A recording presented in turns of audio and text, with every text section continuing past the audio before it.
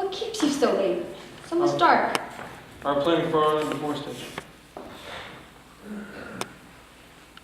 Pharmacy. Boys asleep? It will be soon.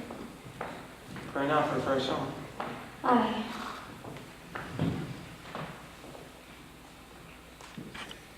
Are you well today?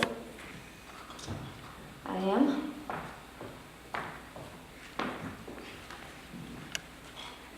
Is Rabbit? Oh, is it? From Jonathan's trip. No. She walked in this afternoon. I found her sitting in the corner that she'd come to visit. That's a good sign. Come walking in. Pray God. Broke my heart to strip her though. Poor Rabbit. Oh, it is well seasoned. I took great care. She's tender. Aye. Think we'll see green fields soon. Farmer's blood beneath the clouds. That's well. The crop is good. Well, I assume if George was hiking. How would that please you? It would. I do mean, please you, Elizabeth. I know it, John. Excited? Bye. As far as the continent, and you go by foot chopping seasons. It must be. Come Sunday, come walk the farm with me. I've never seen such a load of flowers on the earth. Massachusetts is such a beauty in the spring. It is. I think you're sad again. Come so late, I thought you'd gone to Salem this afternoon. Why? I have no business in Salem.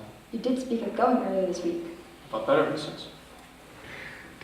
Mary Warren's there today. Why don't you let her? You heard me forbid her going to Salem I anymore. didn't stop her. How many mouse frighten you, Elizabeth? No mouse, no more. I forbid her to go. She raised up her chin like the daughter of a prince and said, I must go to Salem, Goody Proctor. I'm an official of the court. Court? What court? It's a proper court they have now. They brought 4 judges out of Boston, weighty magistrates of the general court, the heads of the grand jury. Why? She's mad? Would to God she were, John. We've 14 people in the jail now, she says. The court have the power to try and hang them, she says. Never. The deputy governor promises a hanging if they'll not confess, John. The town's gone wild, I think. Mary Warren speaks of Abigail as if she were a saint to hear her. She brings the girls into the court, and where she walks, the crowd will part like the sea for Israel. She's brought in front of the people, and she screams and howls and falls to the floor. The person's clapped in the jail for bewitching her. Oh, he's black mystery. I think you must go to Salem, John. I think so. I think you must go and tell them that it's a fraud. It is. Then surely. Let you go to Ezekiel Cheever. He knows you well. Let you go and tell him what she told you in her uncle's house. She said it had naught to do with witchcraft, did she not? Aye, she did. She did. God forbid you keep that from them, John. I know they must be told. There's a wonder they do. I would go to Salem, John. Let you go tonight. I'll think of it. Cannot keep it from them, John. I know I cannot keep it. I'll say I'll think on it. Good then. Let you think on it. I'm only wondering how I may prove what you told me, Elizabeth. The girl's a saint now. It's not going to be easy to prove that she's a fraud. The town's got so silly. She told me in a room alone. I have no proof for it. You were alone with her? For a moment alone. Aye. Why? Then it is not as you told me. For a moment, I say. The others came in soon after. Do as you wish, then. Woman, I have suspicion no more. I have no suspicion. I'll not have it. Then let you not earn it. Do you doubt me yet? John, if it were not Abigail you go to hurt now, would you falter? I think not. Now look you. I see what I see, John. You're not judging me more, Elizabeth. I've good reason before I charge fraud and Abigail. And I will think on it. Now you look to your own improvements before you judge your husband further. John, you are not open with me. You said you saw her in a crowd then, and now you... You not judge me more. I forgot Abigail. And I. Spare me. Forget nothing, forgive nothing. Learn charity, woman. I've got a tiptoe in this house, ever since this woman be gone. John, I do not. I'll claim honestly no more, Elizabeth. John, I do not judge you. Only the magistrate that sits in your heart judges you. I've never thought you but a good man, John Proctor, only somewhat bewildered. Oh, Elizabeth, your justice would freeze beer. I tell you to go to Salem when I forbid it. You heard me forbid it, did you not? I am sick. I am sick, Mr. Proctor. Pray, pray, hurt me not. My insides are all shuddery. I am in proceedings all day, sir. And when the proceedings here, why didn't you clean the house you paid £9 a year to do? My wife know wholly well. I made you a gift to the goody Proctor. I had to sit long hours in a chair and pass the time by sewing. Why, thank you. It's a fair poppet. We must all love each other now, goody Proctor. Aye, indeed we must. I got up early in the morning and cleaned the house. I must sleep now. Mary, is it true there be 14 women arrested? No, sir. There are 39 now. She weeps. What ails you, child? Goody Osborne will hang. Hang, you say? Aye. The deputy governor will permit it? He sentenced her, he must. But not Sir Goodford. Sir Good confessed, you see. Confessed? Confessed to what? That she sometimes made a compact with Lucifer and wrote her name down in the black book and bound herself to torment God until we're all thrown down. We all must worship hell forevermore. Mr. Proctor, in open court, she nearly choked us all to death. How choked you? She sent her spirit out. Oh, Mary, Mary, She surely tried you... to kill me many times, Goody Proctor. I've never heard of this before. I never knew it before. I never knew anything before. When she come into court, I say to myself, I must not accuse this woman, for she sleeps in ditches so very old and poor. But then she sit there denying, and I feel a misty coldness climbing up my back, and the skin of my skull begin to creep, and I feel a clamp around my neck as though I cannot breathe air, and then I hear a voice, a screaming voice, and it were my voice. No, at once I've remembered everything she done to me. Why? What did she do to you? So many times, Mr. Proctor. She come to this very door begging bread and a cup of cider, and mark this, whenever I turned her way empty, she mumbled. Mumbled? She may mumble hungry. But what does she mumble?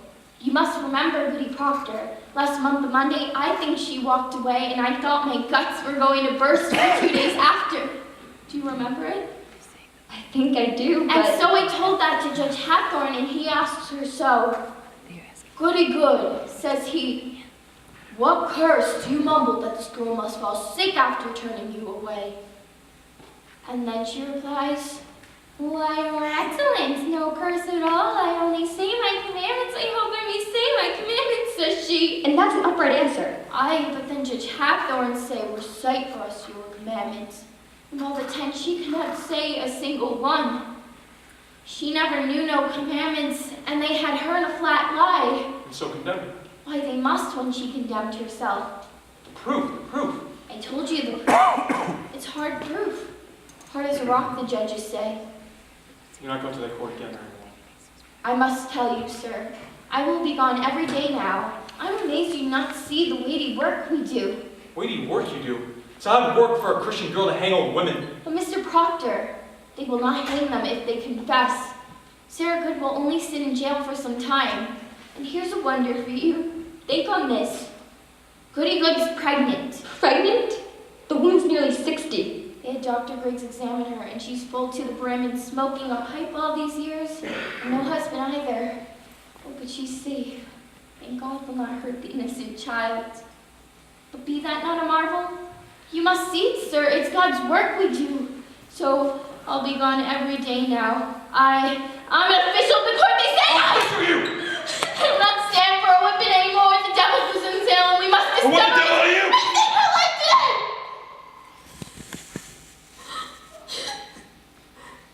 I'm accused. You were somewhat mentioned, but I said I never see no sign that you sent your spirit to hurt no one. and saying I live so closely with you, big sister. Who accused me?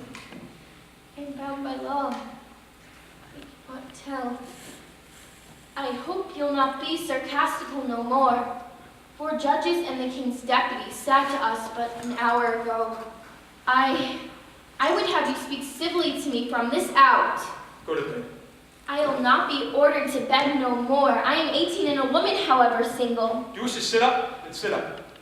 I wish to go to bed. Good night, then. Good night.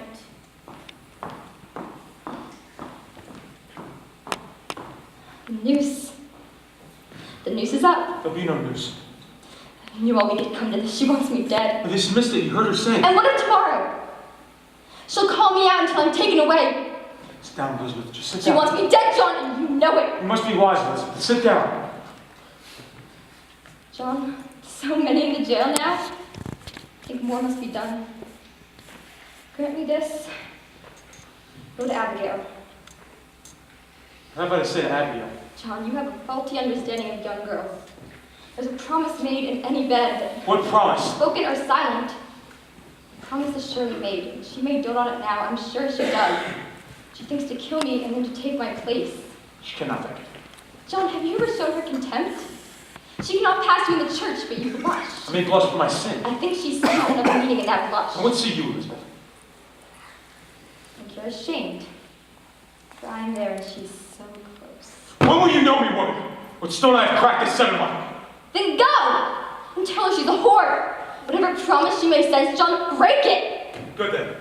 I'll go. I'll curse the hottest sinners in hell. Begrudge me my anger. Your anger! John, I only... Woman, am I so base? Do you truly think me base? I never called you base. Then how do you charge me with such a promise? A stallion of a marrow to give that girl. Then why do you anger with me when I bid you break This it? speaks deceit! And I'm honest! I see how your spirit wraps one single error of my life. And I'm never going to tear it free. You'll tear it free. When you will come to know that I will be your only wife or no wife at all. She's an error in you yet, John Parker, and you know it! Good evening. Good evening, Miss Hill. I hope I did not startle you. No, sir, it's just...